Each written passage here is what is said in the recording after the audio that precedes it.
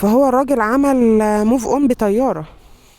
طليقها اتجوز وخلف بنت ولد من ست جديده. بالسؤال بتقول ان طليقها دوت لا يزال يحبها ولسه بيتابعها، وهي حاسه ان هو بيحبك، كان عمل المستحيل علشان يرجع لك. لو بيحبك مش هيسيبك 7 سنين. يعني هو مستني ايه؟ معلش، مستني ان انتي تعلني خبر جوازك، تكتبي متزوج من على الفيسبوك؟